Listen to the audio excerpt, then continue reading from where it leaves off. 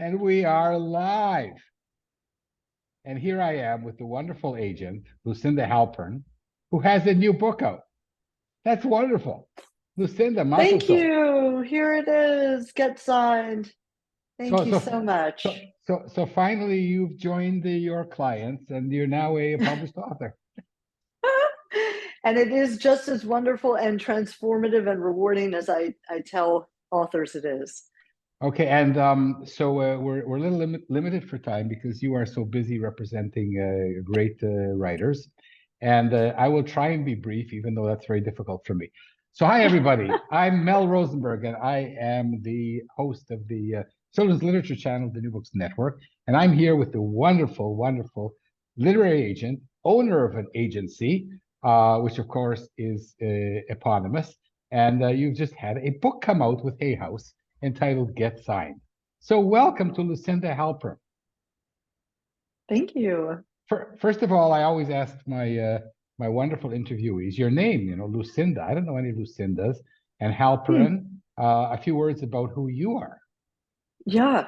Well, Halpern is my married name. I used to be Lucinda Blumenfeld and got known in that and then made the switch. But Lucinda, I don't know. There are very few people, and it does have the name of a literary agent, right? And it sort of rolls off the tongue, Lucinda Literary.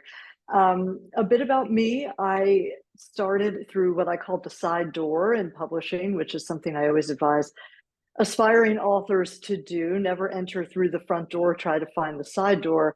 I got a connection into HarperCollins after trying to be an aspiring writer myself, writing memoirs and journals and submitting short stories and essays, and thought it was time to switch gears and actually make a living in publishing.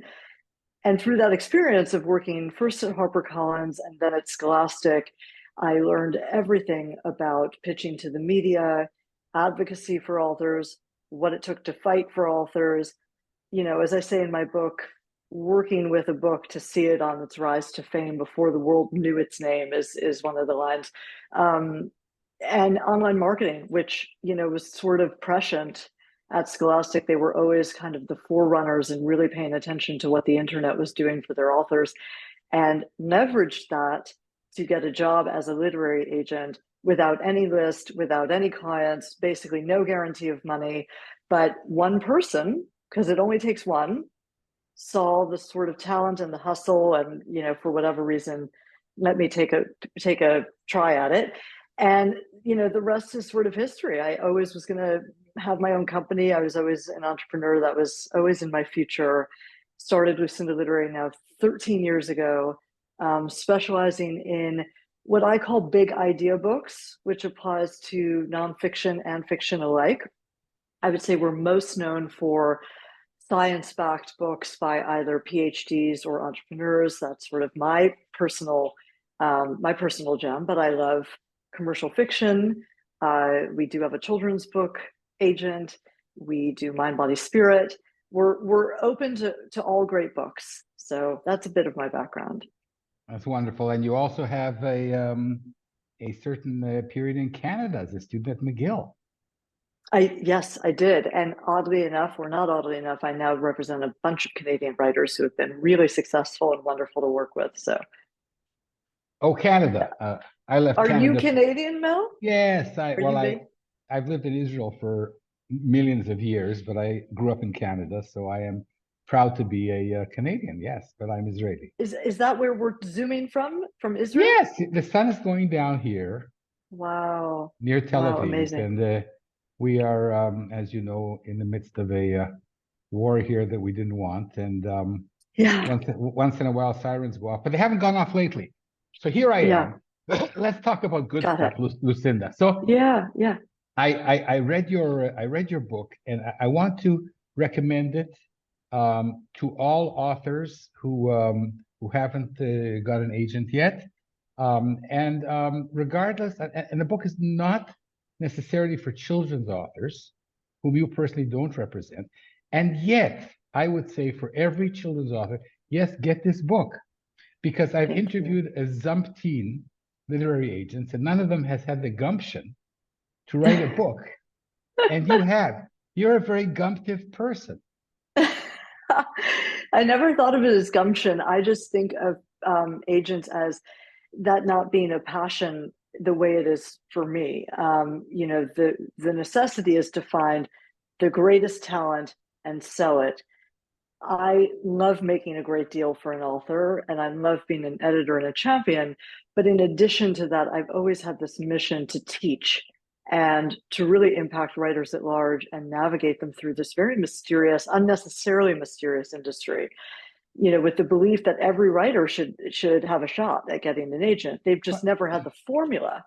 And now I can tell you that the pitches we're seeing from people who have read this book it's gone from here to here. People are really following the guidance, and they're getting my attention, and they're getting my agent's attention. And that's just so rewarding to see. Okay, so a word about in your agency, you have one or two agents who accept children's books also. I know Connor Eck and Roseanne Wells. Are they with you? They are, and not right here in the office. We work remotely, but also Kelly Berg takes on. Yes. So she's a newer agent with us, and she's also taking on children's book. I'm a parent. I'm actually the only parent of those three agents. So I also know a good children's book when I see one. As you were saying, Mel, the same rules sort of apply in this book to authors of all kinds, fiction, nonfiction, children's. The submission material, which I'm happy to get into, changes somewhat for a fiction author in ways that's less complicated and more difficult because it's so short. If you're talking about a picture book, it's harder amidst all of the submissions to decipher what's there and what that could really look like. For middle grade, very similar to fiction, YA. Fiction, meaning you have to submit the full manuscript and a really great pitch. So that's what this book is teaching. It still applies to children's books. But I will say that just being a parent does not make you an author. So that's we have for sure. that quite a lot. Lucinda, let's crunch some numbers. So yes, absolutely. This book costs between $17 and $21, depending where you buy it, whether you get the audiobook, the ebook, the real book, the paper book, the almost real book. It's a deal. There's so much information here. And thank you so much for sharing it. Thank you. And so I think that I want to crunch a few numbers with you. How many clients do you have? You said I could ask anything. I'm asking anything. Yeah. No, it's hard to count. I mean, I have clients I've just signed that aren't even, that don't even have deals. And then we've got an existing roster at lucindaliterary.com if anyone is interested. My personal list, again, now we're also differentiating between active clients with books versus backlist, clients who are not writing new books. I mean, it's got to be 50 or fewer for me personally over the course of a decade, and then another 20 to 40 for each of the agents. Okay. So it's Lucinda, so you've said yes to about 50 authors. I think so. And really, I venture that this forms the basis for your book. How many people do you say no to? Yeah. How many queries do you get a month, a week, a day? I'll make the calculations. Yeah. So my agency sees about 50 queries a day. So that math makes it really easy. We're unlikely to take on a client a day. Because I'm one of these people that likes to do the numbers. So if you get 50 manuscripts a day, that translates into about 18,000 a year. I could be wrong. And 18,000 a year, you take on 50 over a decade. That's 5 a year. So wow, this is good to know. so the odds, and I always say this, are between 1 and 5,000 of getting published. And what you've done here is I think you've said, well, I'm going to translate it. You said, look, the odds are 1 in 3,000. But if you read this book and if you try to do as many things as you can to increase your stakes, you can get to be about 1 in 100. Yeah, I think so. I mean, there's a chance for everyone. The issue is it's not you, it's your pitch. People get very easily dejected that they're not getting response, indicating that they are a bad writer, that they don't have the platform, they don't have the talent, they don't have something original to say, and that's not it. They just haven't cracked the code of how to present themselves properly. This No, book, but one second, hold on, yeah, Lucinda. yeah, You're yeah, being too as an author. too optimistic. You're being too optimistic here. I have a book out here, traditionally published in Israel, but I've been rejected hundreds of times. Most authors are not going to get an agent, even if they do everything that's written in your book. Unfortunately. Could But be, yeah, what you yeah, have done is you've enabled those who have the qualities that you talk about and who are yep, willing yep, to invest the yep. time and the effort, a really better chance. Yeah, just to comment on that, you're absolutely right. This is not a guarantee that you read the book, you get an agent and a book deal. But in fact, what some people are saying, because I'm paying attention to all the reviews, people are saying, hey, this actually helped me so much in deciding if I should write the book, finish the book, pitch the book. Is this a big idea? Is it better for self-publishing? And guess what? The book is about really your presentation at large, whether you are presenting this to an agent or the wide public. If you're self-publishing or just talking about it to your friends, these are the things. This is really marketing. So these are the rules of how to make a statement in the best way possible, clarify your message, clarify what's unique and different about what you're doing. These are the basic rules of any product that you're trying to sell, no matter which format or no matter who says yes. So just getting to the act of, I just learned a really interesting statistic. I have to fact check it because you're the numbers guy. Only 3% of people actually finish a book that they plan to write. Of those who even begin, I mean, imagine how many people are out there and they're approaching us. We've got a book idea we want to talk to you about. So, I think that those odds are immediately small. Yeah. The best advice is finish your book. Yeah, the best advice is finish your book, but the best advice is, read a resource like this to figure out if you are even qualified to traditionally publish. Give it a shot, because I think that if you've written the book, you should give it a shot.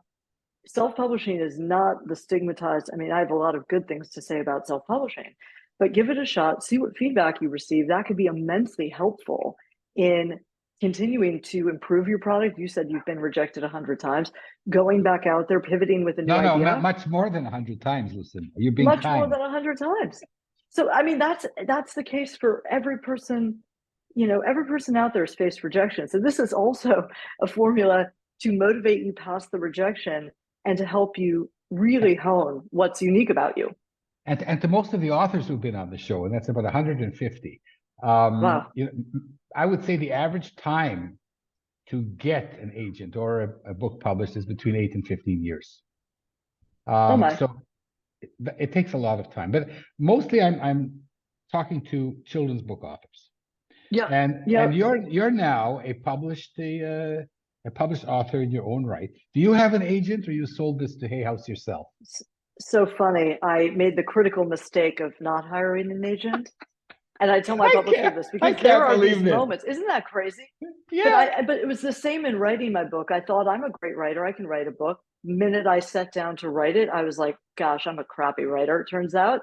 Not in the ways I expected, but in the ways of this particular form where you need to be really clear and simple and accessible and handhold the reader and create the right arc and the right organization. Those pieces were hard for me. I had no problem being creative. Getting the book deal itself, it was an act of God. It was a gift. I happen to be, and this is another sort of helpful, thing for writers to hear. Happen to be at a dinner with a friend who works at Hay House, who I do a lot of business with, and third glass of wine, check is coming. I thought I should probably just mention that I'm self-publishing this book that I've been writing, and I decided, because I was passionate about it, it was the thing that was absorbing my attention at that time. I decided to, take a stab at it, tell her about the project, had no expectation that anything would happen.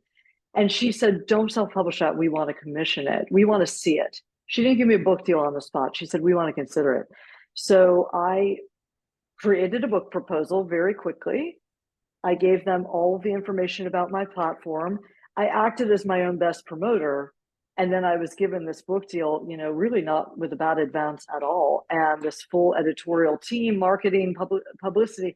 But in the process, I learned that having an agent advocate for my business interests, I had a lawyer do the contract, so I wasn't going to be stupid and do it myself, do that myself, elevate my fee and all of that. But there are these moments where things get delicate. It usually begins with the jacket. Usually for all of my authors, it begins with when they present you with a jacket that is so far from the vision you had. And that's when you call your agent and say, can you say something? Well, you don't like your jacket? It's a lovely jacket.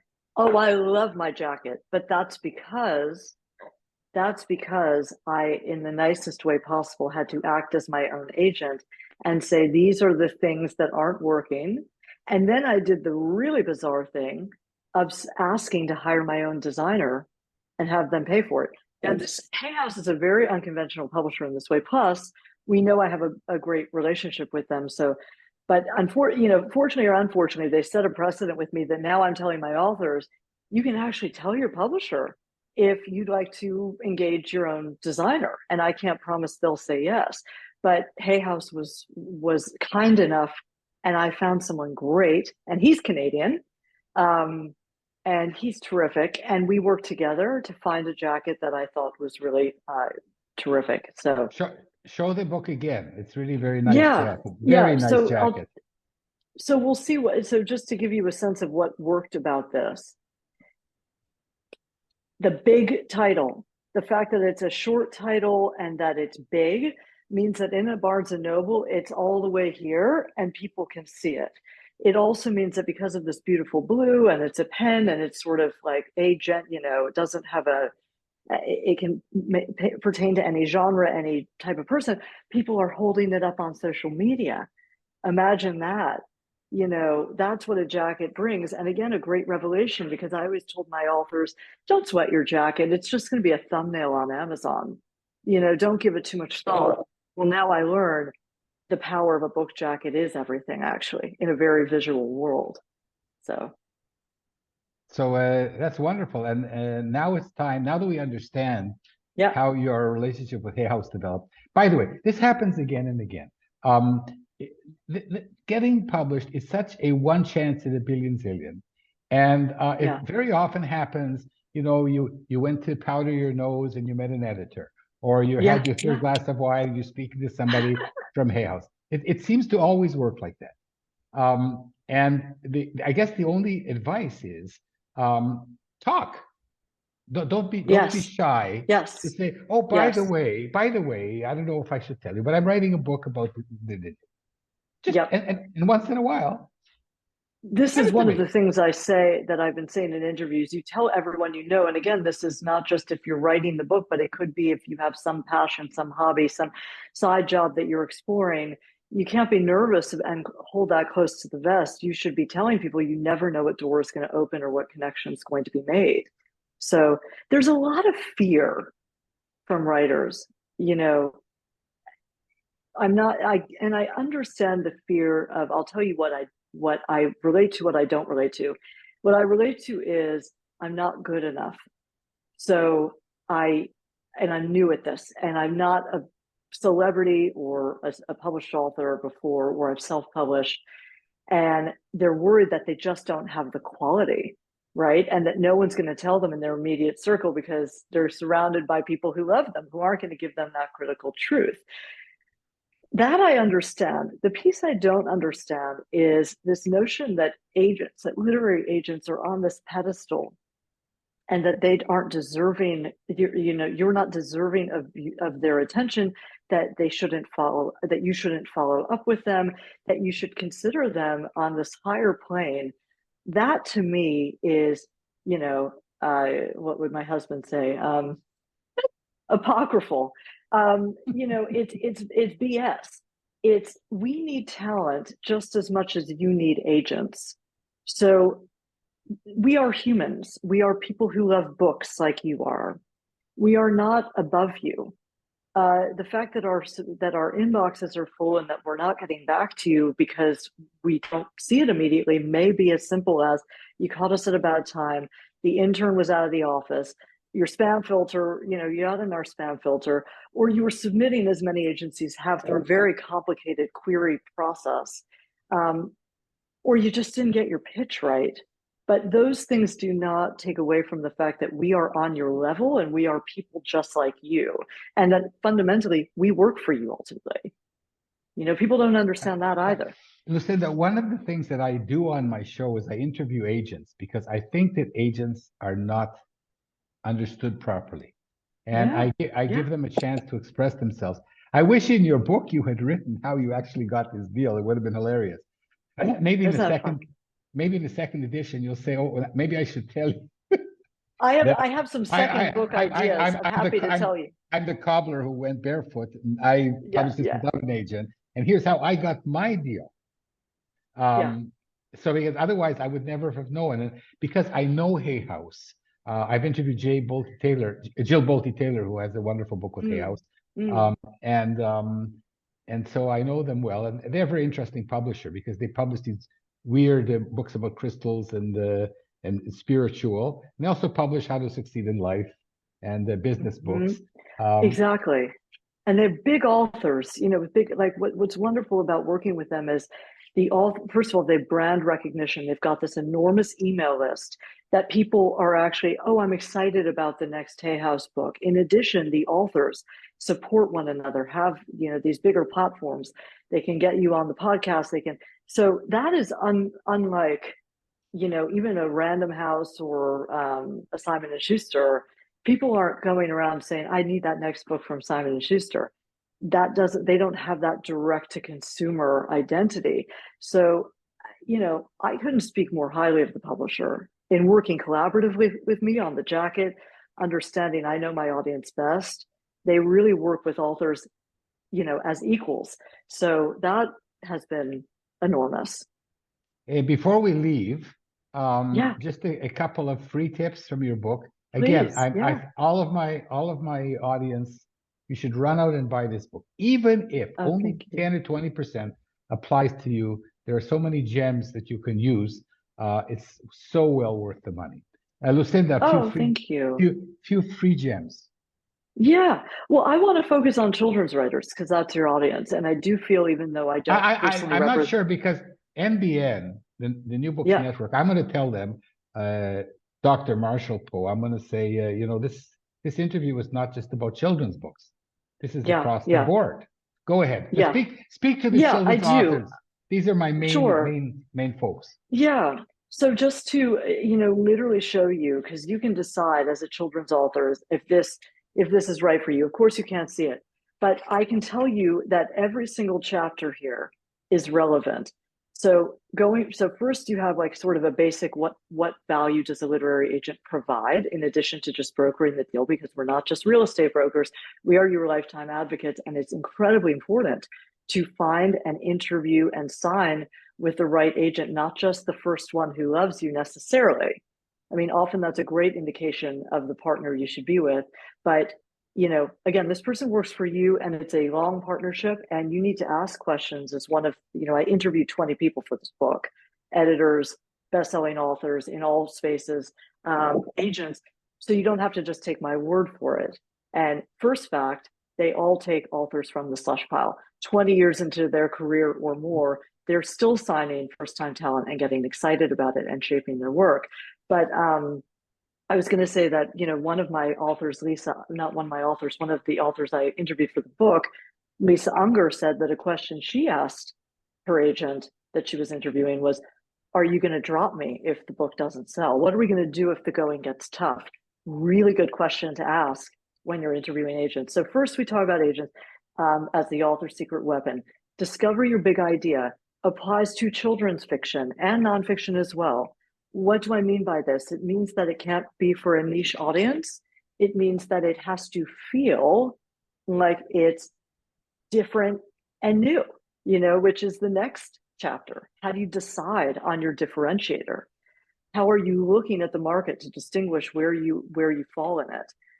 Pinpoint what your reader craves. I talk about, this is step 3 of the 6-step model that I spell out. It's really knowing your reader, what they want, what they crave. A book for everyone is a book for no one. So children's authors might think, well, it's for children. No, let's begin with the right age. Many people get that wrong. Who's buying it? Is the child gravitating toward it, or is the parent, or is the teacher? Now, if you're writing a commercial book, the answer should be all 3.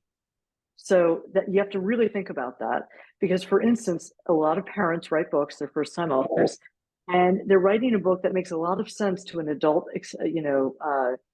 standpoint, like they're trying to be educational with the message, but they're not being entertaining for the 4-year-old or the 13-year-old child. And that's critically important. Claim your authority. So this, I could talk a lot about, again, marketing side of things, but if you are a first-time children's author, you're one of thousands, as you said. The odds aren't great. So how are you going to present that you have some sort of authority? Maybe you've published before. Maybe you were a teacher. Maybe you've workshopped with a famous author, or even a well-known, well-respected author. Get seen. Any marketing rule can apply, because you need to have Google visibility in this day and age. The 4 kinds of writers who get book deals, really fun little intermission. That's going to apply to every children's author. Which of the 4 types? People take a quiz, they figure out their type, and then they get to lead with their strengths, make their pitch according to what is most compelling about them, rather than feel they have to adhere to this formula and this template in an agency's query form. That quiz was a great quiz. Wasn't that fun? I'm no master quiz maker. Which one were you, Mel? I was D. I was the creative. I got D. Oh, D. That's the crusader, and I don't doubt that. That D is it's ideator. I was the ideator, Lucinda. Oh, I see. Okay, you say I'm also a bit of a crusader, but for Jewish people, try to find a better go word. hand in it. Absolutely. So yeah, I actually am the same blend.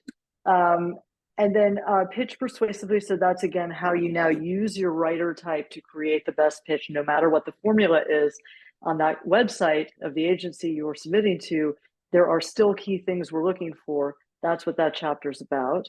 And then find your agent, how to ask the right questions, how to close the deal, how to act as your own best agent, because this book is disguised as how to write the perfect query letter. It's actually how to write the foundation for a great and timeless book that you are proud of, and also how to be your own best advocate and your own agent, learning the strategies and the shortcuts that I'm revealing in this book. Okay, so before we go, I would just want to challenge you, because one of the things you wrote is something that most texts on the subject say not to do for children's books. They say only write in your biography things that pertain directly to your story or children's story and your career in Kidlit. And I'm thinking, no, because so many deals get made at conferences where you meet people or you pitch and you actually, there's some human connection. Yes. And what I inferred from your writing is it's okay in your bio to be a little human, or am I mistaken here? To be a little human. Yeah, I love that. I mean, this book contains sample query letters. One of them is a children's author. And, showing a little personality, the number one thing that the editors that I interviewed for this book said, which echoes my sentiment, my agent's sentiment as well, is we're looking for someone collaborative, someone we actually like working with. Personally, can't speak for all agents out there, I fall in love with artists before I fall in love with the art. These are people. We represent the tagline on our website is books change lives. We represent the people behind them. We're not thinking of this as just a product. We're thinking of this as a relationship. So in answer to your question, you can include a flourish about yourself. You don't want to be too zany. You want to keep it professional, but quirks in your characters will show that you are a creative.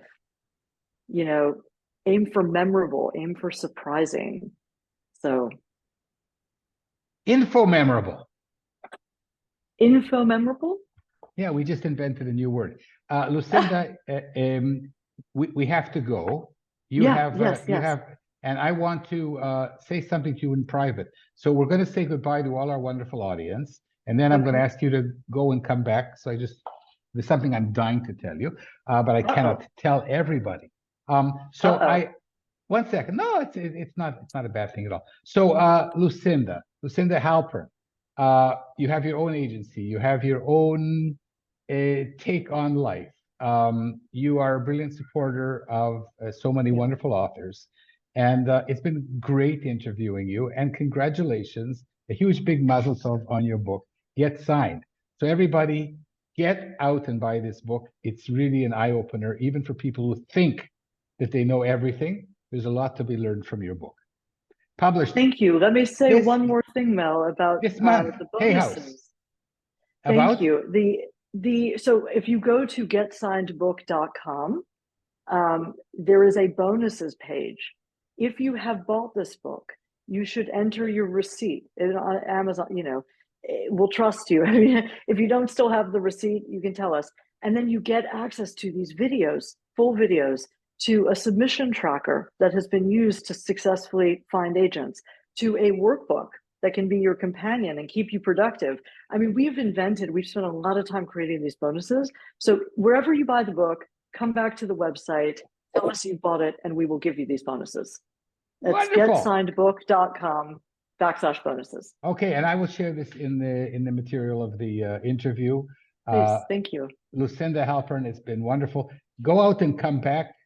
I want to share something with you. And to everybody else, I'm Mel Rosenberg, host of the Children's Literature Channel of the New Books Network. And this has been a wonderful interview with Lucinda Halpern. And congratulations on your new book. So go out and come back. Bye-bye, everybody else. Bye. Have a nice week.